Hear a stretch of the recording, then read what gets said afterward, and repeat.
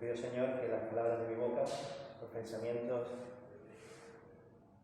de mi corazón sean agradables a ti y para la edificación de esta comunidad, de tu pueblo. Amén. Buenos días a todas y todos. Muy bueno estar juntos de nuevo este domingo.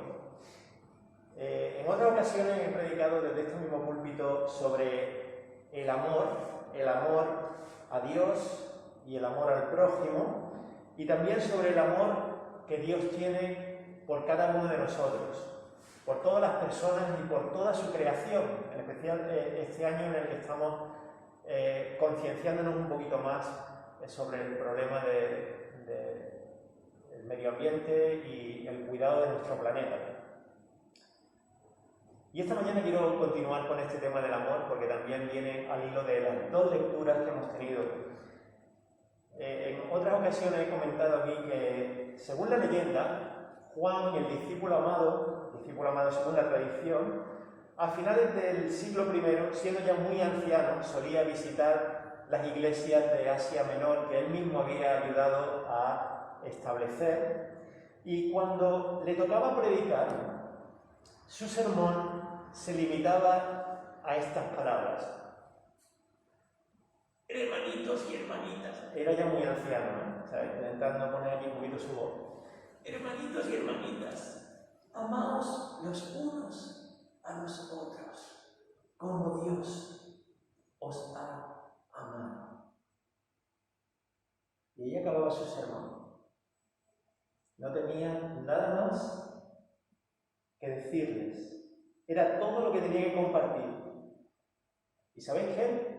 La comunidad no necesitaba nada más. No se quedaba con ganas de más. Porque en esas palabras se encerraba el misterio más profundo del universo.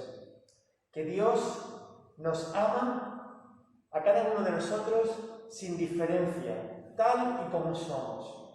Que Dios nos ama a cada uno con nuestros más y con nuestros menos.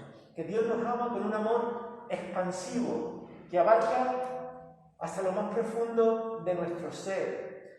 Que su amor es capaz de besar las cumbres de nuestros pensamientos y los valles más profundos de nuestra vida cuando pasamos por momentos verdaderamente duros y difíciles, por esas noches oscuras que diría Juan de la Cruz.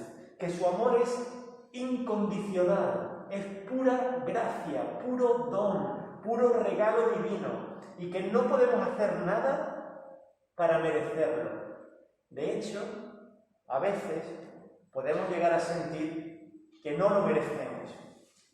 Pero no se trata de recibir esta bendición por nuestros propios méritos. Eso es una forma humana de pensar y de sentir sobre la vida. El amor de Dios es lo que hace latir el corazón del universo, de las galaxias, de las constelaciones, y el mismo que hace latir el corazón de un bebé recién nacido, o de una persona en su lecho de muerte, o de la bacteria más pequeña que podamos ver a través de un microscopio.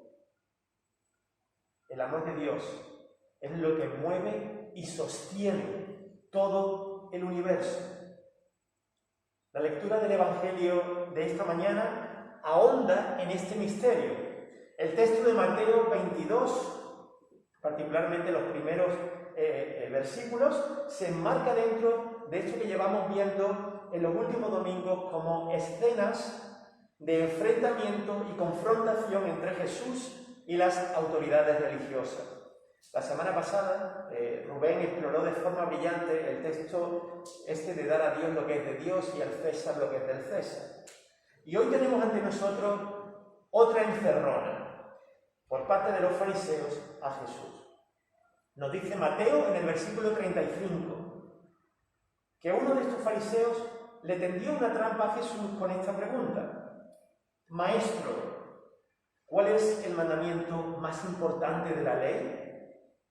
Y Jesús le respondió esta frase que tanto también conocemos todos: ama al Señor tu Dios con todo tu corazón, con toda tu mente, con todas tus fuerzas. Este es el primer y el más importante de los mandamientos. Pero Jesús no se queda ahí. Y seguidamente les dice en el versículo 39, y el segundo se parece a este: ama a tu prójimo como a ti mismo. Este segundo mandamiento está tomado directamente del libro de Levítico 19, versículo 18, que hemos escuchado, que hemos leído juntos hace un momento. En una lectura que, por cierto, en el Levítico comienza diciendo: sed santos como yo soy santo, y termina con las palabras: ¿cómo podemos los seres humanos ser santos? La respuesta está en este último versículo: amando a nuestro prójimo como a nosotros mismos. Jesús concluye, volviendo ya a Mateo, en el versículo 40, con estas famosas palabras de estos dos mandamientos dependen toda la ley y los profetas, ¿no? O como dice la versión Dios habla hoy, en estos dos mandamientos se basan toda la ley y todos los profetas. O dicho de otra manera, estos dos principios son la fuente de la que brota toda sabiduría de vida. Toda sabiduría que nos ayuda a vivir una vida más plena, más real, más auténtica y más verdadera. Bueno, como dije al principio, en otras ocasiones me he centrado en el amor a Dios y el amor al prójimo. Pero hoy quisiera detenerme en la coletilla del segundo mandamiento, en eso de amar al prójimo como nos amamos a nosotros mismos, en el amor a uno mismo. Y quiero centrarme en estas palabras, en parte porque creo que apenas solemos predicar sobre este aspecto. Suele ser uno de esos temas olvidados cuando reflexionamos sobre los dos grandes mandamientos. Pero especialmente quiero centrarme en esto hoy porque entiendo que el amor hacia nosotros mismos, a nosotros mismos, es a menudo uno de los tipos de amor más difíciles para las personas, para muchas personas. De hecho, Jesús sabía esto muy bien, que este tipo de amor es uno de los que más nos cuesta, sea por inseguridades, por una baja autoestima, por no haber recibido suficiente amor o cariño cuando éramos pequeños de parte de otras personas. De ahí las constantes muestras de afecto, de cariño y de amor que Jesús comparte con hombres, mujeres, mayores y niños a lo largo de su ministerio itinerante. Amarnos a nosotros mismos. Este es el reto. Y esto no es sinónimo de soberbia por parte nuestra, o de egocentrismo, o de hedonismo, ese hedonismo tan imperante en nuestra cultura en que vivimos hoy.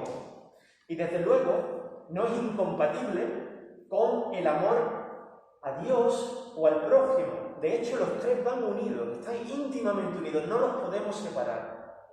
Amarnos a nosotros mismos es aceptar con gratitud nuestra condición de hijas e hijos de Dios, creados a su imagen y portadores de su belleza y de su dignidad. Es reconocer con gratitud que somos hijas e hijos creados a su imagen y portadores de esa belleza y de esa dignidad. Pero también hay una razón práctica por la que es importante de vez en cuando pensar en eso de amarnos a nosotros mismos. Todos sabemos por experiencia, bueno, no voy a hablar por vosotros, yo sé por experiencia personal que cuando no me quiero a mí mismo, me resulta muy difícil querer a los demás, a las personas que me rodean. Cuando no nos queremos nosotros mismos, el querer a otros se convierte de verdad en un reto. Y es muy posible que pensemos que amamos a Dios, desde luego con nuestra cabeza, ¿no? Con nuestra mente lo hacemos, pero eso no llega a nuestro corazón, ¿no? No llega a profundizar y a transformar nuestro corazón. Y sabemos muy bien que cuando no nos amamos a nosotros mismos, eso tiene un impacto directo en la forma en la que tratamos a los demás. Tendemos a ser más críticos, más quisquillosos, más impacientes, ¿no? Menos amables y menos generosos con otras personas. cosa es que aprender a amarse a uno mismo es como una especie de viaje o travesía que dura toda la vida. Es algo continuo y constante. Nunca terminamos de aprender. Siempre hay más por amar dentro de nosotros y más por descubrir. Con esto no pretendo desanimaros, todo lo contrario. Lo que espero es que esto os anime, especialmente cuando caigamos, cuando nos equivoquemos, cuando caigamos a veces también en ese pozo del desamor hacia nosotros mismos. En esos momentos, recordad que este tipo de amor es un proceso de aprendizaje, de aprender a romper con las cadenas o lazos que nos atan a voces del pasado, voces que nos pueden decir que no valemos nada, o que no somos nadie, o que no merecemos amor. Y aprender a escuchar la voz de Dios en nuestros corazones, esa voz que dice a cada uno de nosotros: tú eres mi hija, mi hijo amado, y estoy loco por ti, y en ti me deleito. Pero también este proceso es un proceso que involucra tomar mayor conciencia de uno mismo, aprender a conocerse uno mismo mejor. Son todos los grandes maestros espirituales, maestros de la fe cristiana, pero también de muchas otras tradiciones, lo sabían muy bien. En la tradición cristiana, el gran teólogo Agustín de Hipona escribió lo siguiente: ¿cómo puedes acercarte a Dios si estás tan lejos de ti mismo, ¿no? Del conocimiento de ti mismo? Siglos más tarde, la mística Teresa de Jesús también escribió en uno de sus famosos libros, En las Moradas: me parece que jamás nos acabamos de conocer a nosotros mismos si no conocemos a Dios. Y luego le recuerda a sus hermanas, esto es muy curioso, dice: es cosa tan importante este conocernos a nosotros mismos, que no querría en ello hubiese jamás relajación. Por subidas que estéis en los cielos, pues mientras estamos en esta tierra, no hay cosa que más nos importe que la humildad que brota del conocernos a nosotros mismos, ¿no? Tal y como somos. Y les dice: y así vuelvo a decir que es muy bueno y muy re bueno tratar de entrar primero en el aposento del autoconocimiento en vez de volar a los demás. Este es el camino. Y Teresa le dice esto a sus hermanas porque en su experiencia como seguidora de Jesús de Nazaret, ella vio y vivió en sus carnes que la raíz de muchos de los problemas con los que nos encontramos en nuestras vidas provienen precisamente de esto, de una falta de autoconocimiento. En otro momento escribió esto: casi todos los problemas en la vida espiritual, le dijo a sus hermanas de la comunidad, provienen de la falta de conocernos a nosotras mismas. Bueno, en el mismo periodo, la primera mitad del siglo XVI, el reformador francés Juan Calvino, en las primeras páginas de su obra maestra, La institución de la religión cristiana, escribió una cosa muy parecida. Calvino dijo: casi toda la suma de nuestra sabiduría consiste en 2 puntos: el conocimiento de Dios y el conocimiento de nosotros mismos. Mas como estos 2 conocimientos están muy unidos y enlazados entre sí, no es cosa fácil distinguir cuál precede y origina al otro, pues nadie puede examinarse a sí mismo sin dirigir inmediatamente sus pensamientos hacia el Dios en el que vive y se mueve. Preciosas estas palabras. ¿Cómo? Y hace unos momentos acabamos de hacer nosotros ese examen, ¿no? Nos hemos examinado a nosotros mismos delante de Dios y le hemos pedido a Dios que nos examine a nosotros mismos. El amor hacia uno mismo y el conocimiento de uno mismo están, por tanto, íntimamente ligados. Son las 2 caras de una misma moneda. No la moneda del César de la semana pasada, sino la moneda de la vida misma, de la vida de fe. Lo que resulta verdaderamente curioso y paradójico incluso es que hoy en día vivimos una pandemia muy importante de salud, la del COVID, pero también estamos inmersos en otra pandemia, que alguna gente llama la pandemia global de la pantallitis, ¿no? Vivimos pegados constantemente a una pantalla de teléfono o a veces de ordenador incluso, y ya no importa a qué grupo generacional pertenezcamos. Eso antes se decía que era la gente joven, pero no. Hoy en día la gran mayoría de las personas vivimos pegadas a una pantalla. Y esto no es algo casual, esto es algo totalmente intencional que se han trabajado y que ha promovido los poderes económicos y los poderes políticos, incluso de muchos lugares, poderes ideológicos, que están intentando hacer que a través de esta adicción, ¿no? de este apego a estas pantallas, nosotros podamos ser más fácilmente influidos en nuestra forma de pensar, que nos afirmen las cosas que ya pensamos. Lo curioso, iba a decir, es que plataformas o redes sociales como Google, como Facebook o Siri o Alexa, si estáis utilizando ese tipo de instrumentos, saben más sobre nosotros que nosotros mismos, ¿no? Saben qué mensajes mandamos, saben lo que nos gusta, saben nuestras ideas políticas, nuestras ideas religiosas, saben las cosas que a nosotros nos hacen bullir, saben las cosas de las cuales pasamos y no nos molestan con eso. Ahora bien, yo no estoy hablando de este tipo de conocimiento superficial sobre uno mismo. Aquí me refiero a un conocimiento más profundo, un conocimiento que tiene que ver con el observar, el examinarnos a menudo para darnos cuenta no solamente de las cosas en las que fallamos, ¿no? De las acciones, de lo que normalmente decimos nuestros pecados, sino sobre todo de nuestras motivaciones. Y ese examen, ese vigilar, ese constantemente darnos cuenta de vigilar el espacio entre nuestras motivaciones y nuestros actos, eso forma parte de una dinámica que tenemos que practicar a menudo hasta que se convierta en algo habitual en nuestra forma de ver las cosas, ¿no? De autoexaminarnos. Significa examinarnos las partes de nuestra personalidad con las que nos sentimos a gusto, pero también aquellas partes que no estamos tan felices viviendo con ellas, ¿no? En nuestra propia personalidad.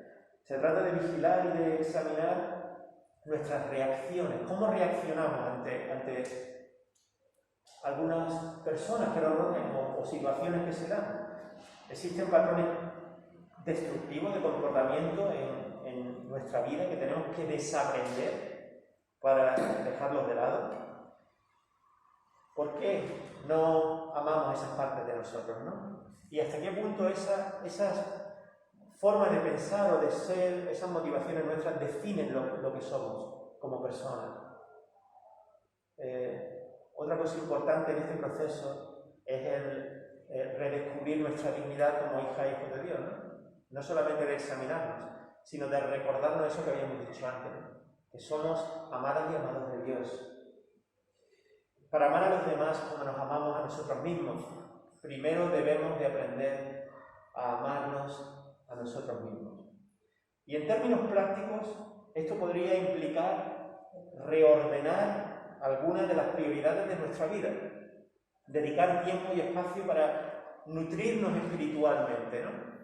Para cuidarnos, incluso para mimarnos de vez en cuando, hacer actividades que nos den vida dentro de nuestras posibilidades, perdonarnos a nosotros mismos cuando nos equivoquemos y aprender de nuestros errores, como es lógico. No ser demasiado duros con nosotros mismos cuando no conseguimos alcanzar alguna meta que nos hemos propuesto. Amarse a sí mismo también implica aprender a ser amables con uno mismo, generosos con nosotros mismos. Pero cuidado, este tipo de amor, si es verdadero, también ha de desafiarnos e implica un deseo de continuar aprendiendo, mejorando, creciendo como personas con fidelidad a Dios y a Cristo Jesús. Solo cuando somos capaces de amarnos verdaderamente, tal y como somos, tal y como Dios nos ama, y de sabernos amados por Dios, podremos abrirnos al amor de otras personas y podremos amar a los demás sin máscaras, sin miedos, sin complejos. Solo digo sin máscara a nivel metafórico, ¿vale? Solo entonces podremos amar a los demás desinteresadamente, sin buscar nada a cambio. Solo entonces podremos cumplir con ese segundo gran mandamiento de amar al prójimo. Y solo entonces podremos vivir el primer gran mandamiento de amar a Dios con todo lo que somos y con todo lo que tenemos. De amar a Dios con total libertad. Amigas, hermanas y hermanos, que el Dios de amor continúe derramando su gracia sobre nosotros para que continuemos aprendiendo a amar y a amarnos y sigamos creciendo en su amor. Amén.